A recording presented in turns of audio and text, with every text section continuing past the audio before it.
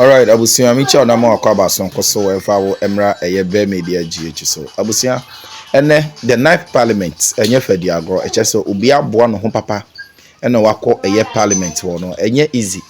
To say the minority enye na adwen so beti ase ama the majority so na majority no so ehu eye the minority ni say abusia omo enka ho bi ene de asem na se de na ekoso de na ebobo ba ho me mpesem kasaba na pese ekone ekokotie ensem a ekoso a eche say ye maame eye honorable Haji Adin Sembi ade atudwa MPP MP baako atwe nano ede esi bone na abusia otwe nano ede esi bone no na 1 MP oba paa abusia na 1 MP baako NDC MP baako oba abusia wa sorry eche say wa hitting the chest na che say yete ya ne say shut up anya sam koto wo parliament wo abusia yenko ne kotie ne yesi wo ho no na se wi na se wan nche bia yabomodern pa na ya tro ya dwe hada so ye be media gigi so abusia for say na dey control channel this one ene de oni obo kwanse be so subscribe my bob notification bell so for more podcast update yenko ne kotie ne yesi e wo ye parliament wo message ya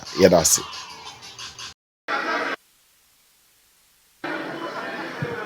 Thank you, Mr. Speaker, for the opportunity to comment on this very important subject matter. Mr. Speaker, let me also commend the learned leader for making this very important statement. Mr. Speaker, we know that the 11th of July will go down in history as one of the dark days of our democratic journey. Mr. Speaker, it is also the case that the event will also constitute a takeaway from our credentials, our democratic credentials. Mr. Speaker, anybody observing from an impartial stance or from an international observance will come to an irresistible conclusion that what happened is a minus in our democratic practice. Mr. Speaker, more worrying is when you would see fellow human beings reviewing the lives of their fellow human beings to a conclusion that they deserve an affliction that has occasioned them. Mr. Speaker, I was surprised to have seen my senior, the Member of Parliament for Pusiga, a female, who boldly reviewed the life of a fellow woman and came to a conclusion that she deserved the affliction that has come upon her. Mr. Speaker, I think that when men want to fight, they fight their colleague men. Mr. Speaker, you do not find men who fly in the air with all the strength in their bodies only to attack a woman. Mr. Speaker, it is also shameful when you would find leading members of government. Honorable member, I'm pleading with them, but your language are so offensive. Yes.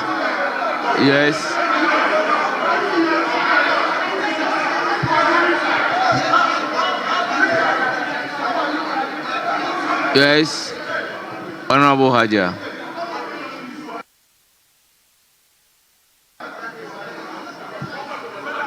You have the floor. Thank you, Mr. Speaker.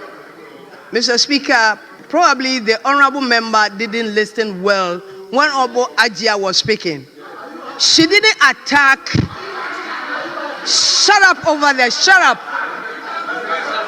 Yes, she has said it.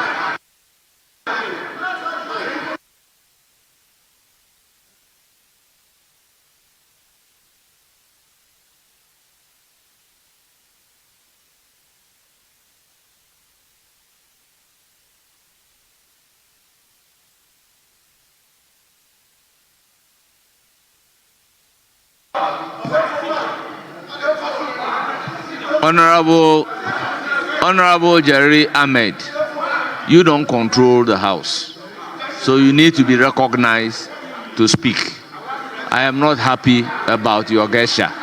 Please kindly resume your seat.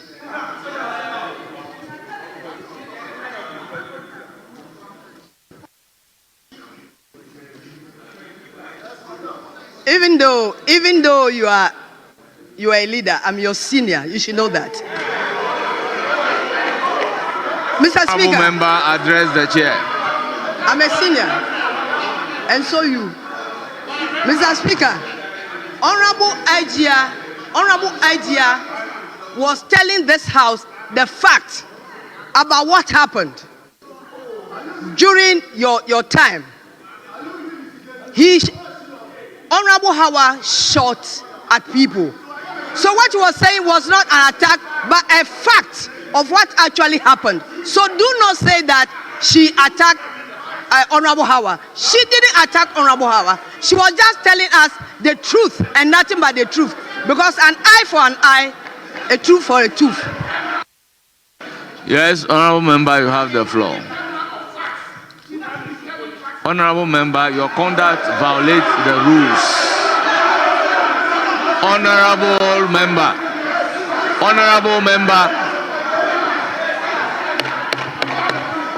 Mr. Speaker, Honorable members, with all due respect, Mr. if you do not have the floor, if you Mr. are not Speaker, given the opportunity, you have no opportunity to speak. You are only allowed to speak when you catch the eye of the speaker. It is therefore very disorderly to just get on your feet and begin speaking. When such a thing happens, I will not hesitate to ask the marshal to walk you out of the chamber. Honorable member, you have the floor. Honorable member, you have the floor. You have the floor. Please continue. Yes. Speaker, you won't determine what I should say. For the Speaker, we have a minority responsibility chief as whip leaders on to also help you name manage or the etudra.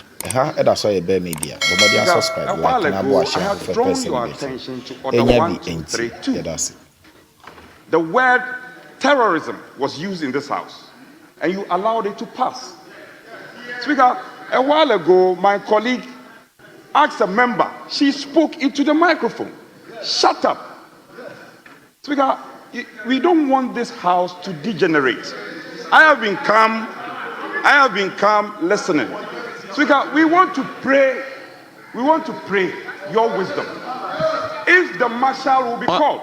Honorable members, what I intend to do is that I do not foresee comment on this statement generating debates.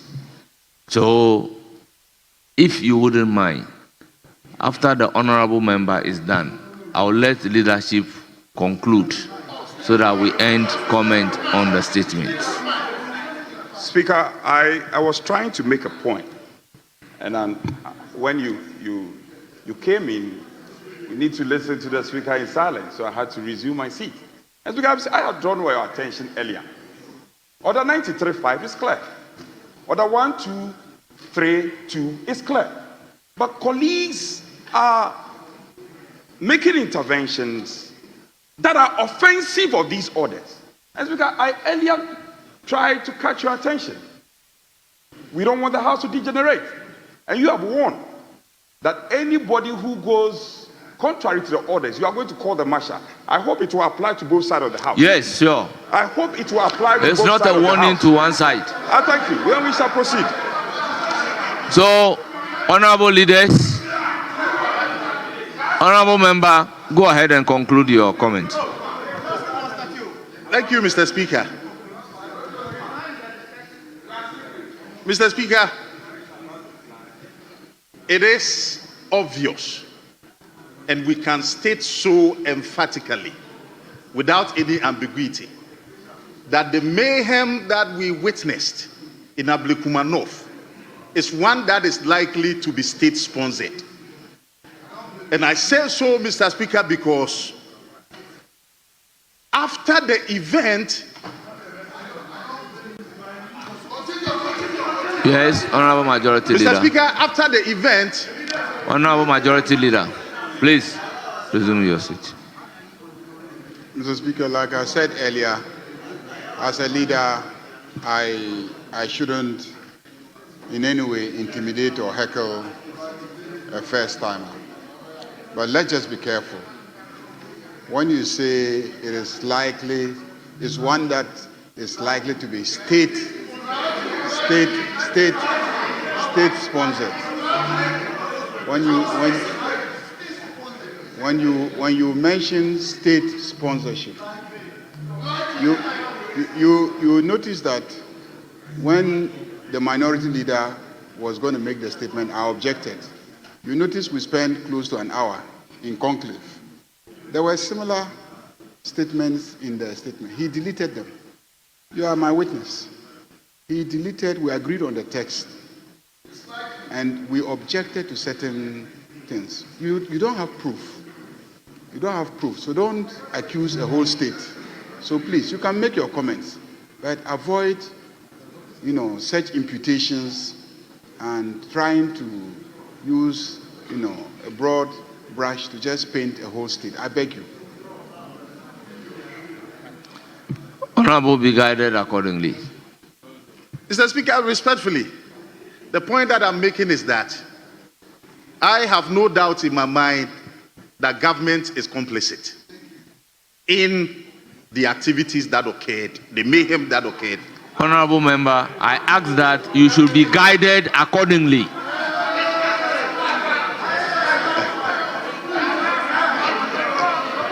Yes, Majority Leader. Yes, Majority Leader. Mr. Speaker, I think that he has to withdraw. He has to withdraw. He has to stay away from what he is saying. Mr. Speaker, we're all trying to manage a situation. There are things that we can say. MPP as a political party announced that they were not participating in the election. You announced as a political party that you will not participate in the election. Honorable Majority Leader. What were Leader. you looking for in Ablekuma South or not? What were you looking for? You announced that you are not participating in the election. Majority Leader, you would have your turn to comment. Do you know the implications for announcing that you are not participating in an election? Majority when Leader, you announce, Mr. Speaker, just a moment, I beg you. You have your turn to comment. I beg you, Mr. Speaker. When you announce that you are not participating in an election, what you do is that you put the security agencies to sleep. Yes, that's what you do. Let me tell you, if you have run the security agencies before, when they project, listen carefully. When they project, please pay attention. Please pay attention. Please pay attention. When you project as security agents, when you project that the full scale of MPP and the full scale of NDC are going to be confronting each other in how many? Is this 18? 19 polling stations. Your security preparation in anticipation is different from when you are told that MPP will not participate and it is going to be NDC. You announced it. You organized a press conference as a political party and announced that you will not participate. Is it a deliberate ploy? Is it a deliberate ploy by the NPP to create chaos and mayhem in the election? Why would you announce that you will not participate in an election only to go and participate? Why would you do that? Then when there is a security situation, you turn around and say that that security situation is state-sponsored. How could it be state-sponsored? I said you must withdraw that. You can't say that the state of Ghana or government of Ghana is complicit. Mr. Speaker, he has to withdraw that. Yes, Minority Chief Whip. Speaker, keep quiet. Speaker, the respected leader makes a point that the MPP says they were not going to participate in the election, and we cause the security agencies, we put the security agencies to sleep. That is an indictment on the security agencies of this country and the government. First of all, let me do a reasonable deduction of your own statement. First of all, it is not only MPP as a political party that is a stakeholder in the election that was rerun at Ablekuma. So if you say that MPP, we stayed out and therefore we caused the security agencies of this country to go and sleep. Leader, have you thought through about your statement well? Maybe you should consider it again. Speaker, in any case, if the Honorable respected Felix Kwache, when he said between 2017 and 2024, there was terrorism in this country under the watch of the NPP. You see, the majority leader didn't say anything wrong with that. honorable minority leader. No, but with all due respect, we owe it as a duty to state the position clearly. I agree that there has been too much background noise, as a result of which, when a member is commenting, I have a difficulty picking the full words of the person. But what I've heard was what happened at Ablekuma constitutes terrorism. That is what I have heard. Speaker, that is why I earlier premised, Speaker, my ears are always attentive. And I pray them when I'm listening. It may be sharper than my own. Speaker, my ears can never be sharper than yours. Speaker, my ears can never be sharper than yours. Speaker, my ears can never be sharper than yours. But the point must be made. The point must be made. It was said, my colleague said, he can deny it, but we can call for the audio. 2017-2024, under the watch of the New Patriotic Party, there was terrorism. Now, you don't find that offensive, and you are calling for a withdrawal of a statement. Let Felix do the needful and withdraw that statement, and then we can also think about whether we'll withdraw that statement or not. We have not offended any of our orders. We have not. Leader, we have not. We have not. We have not. We have not. In any case, our decision not to contest the election, it's not your business. It's not your business. You have said that our decision not to contest the election put the security apparatus of this country to sleep. What? Majority Leader, Mr. Majority Leader, we can give you the option to think through this statement and come again. Because this statement is flawed, it's disappointing to come from a whole majority leader. And I don't expect you to say this. Because our colleague has stayed on course. He has not offended any of our rules. When the member spoke into the microphone and said that he should shut up, clearly offensive of Order 1232. It's offensive of it. When they were provoking debate, offensive of 93.5. Speaker, you were quiet. You were quiet. You were quiet. Speaker, we are quiet watching you. We are also quiet watching you. And the Speaker is still quiet. And the majority leader is on his feet, saying that the security apparatus of this country went to sleep. Interesting, because the MPP said they were not going to contest. Anyway, Speaker, we are in your hands. Yes, Majority Leader. Now you are calling the police to sleep. Yes, Majority Leader. Mr. Speaker, he doesn't know the security apparatus in this country. He doesn't know.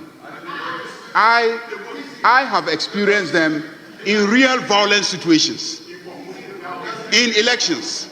Let me tell you, this last election, the week before the election, there was persistent gunfire in my country. I couldn't even come out of my house. Persistent.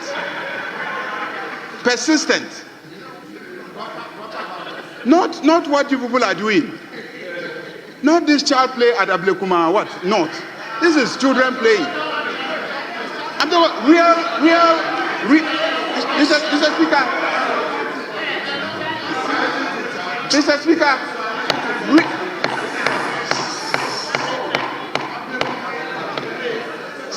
Please, let me tell you the story. Please pay attention. Please pay attention to this story. Very, very important. Mr. Speaker, the Northern Commander called me and said, I have received very, very bad reports about Boku. Can we meet in Bolga? All the MPP candidates were in Bolga. All the NDC candidates were in Bolga. You are here. You are all there. We met the Northern Command in Bolgatanga. You were there. And the Northern Command said that there is no security situation in an election we cannot handle. None in this country that we cannot handle. We will not come because NDC as a political party has said that we don't want soldiers at elections. So for that reason, we are not getting involved. But if you, Ayarga, you say we should come, we will come and the election will take place. Why are you not all there? And I said, I take responsibility. Come to Boku. Say, go back. We'll go and prepare and come. A day before the election, the soldiers moved into Boku with full force that I have never seen before. They stayed that day.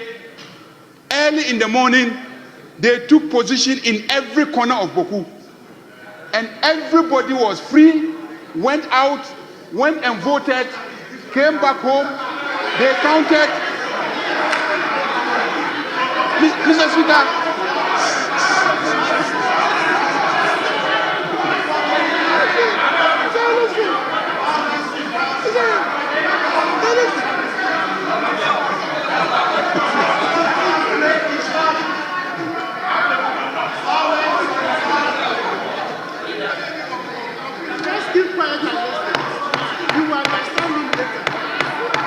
Mr. Speaker, the election in Boku was the most peaceful in the whole of Ghana. The most peaceful election that I have ever seen in my life in Boku was this last election. In the whole of Ghana. Conclude. Oh, ask anybody who is in Boku, they'll tell you. Mr. Speaker, that is why I said that if you want the security agencies to ensure the safety of everybody in an election, and you give them the right indications and the signals, and they prepare and deploy, I can assure you that it will be the safest election. But when you misinform them, and because of the misinformation, they prepare based on what they anticipate, you will find lapses. And that is why I said you misled them. You gave everybody an indication that you were not going to participate in the election. And then behind the scenes, you came and then you were participating in the election. The leadership would conclude at the time debate. That they hadn't deployed in anticipation. Honourable Majority Leader, thank you very much. Honourable Member, conclude.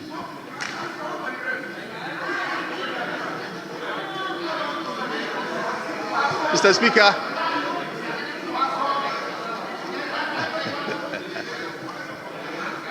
Mr. Speaker, I am happy to know from the leader of the House that the conduct of the elections... Honourable Member, go ahead and conclude your comment.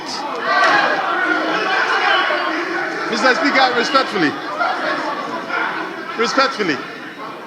Mr. Speaker, my disappointment, my utter disappointment is in the fact that leading members of our government, after the event which we are all lamenting about, went public and endorsed an attack, Mr. Speaker, as if a section of our populace deserve that mayhem to be visited on them.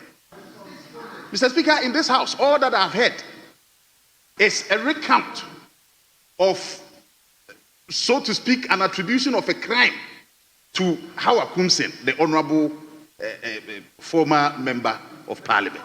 But Mr. Speaker, our laws are very clear that if somebody commits even the highest crime of the land, there's a due process to put that person through.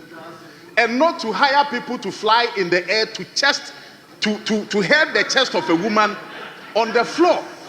Mr. Speaker, I think that is very inhuman, to say the least. Mr. Speaker, as we know the law to be, crime does not die. So if the honorable member has committed anything that we deem to be a crime, the proper recourse is in putting her before the law, even as we speak, and we have a government in place. Mr. Speaker, I do not think that we have done well by assaulting her in the manner that we did, and same being applauded by members of the government. Mr. Speaker, I think is very appalling. Mr. Speaker, I am also disappointed by the fact that elements within the party, appointees of government, who in the first place prevented the Electoral Commission from collating just 3 police stations. Collating just 3 police stations. They prevented the Electoral Commissioner from doing that. Mr. Speaker, how did they do that? Anytime the Electoral Commissioner was ready to do her work, we found appointees that went on social media and publicly called tax to march to the office of the Electoral Commission. And in no time, these people, armed to the teeth, sitting on motorbikes, ready to visit mayhem on the EC and the officers there.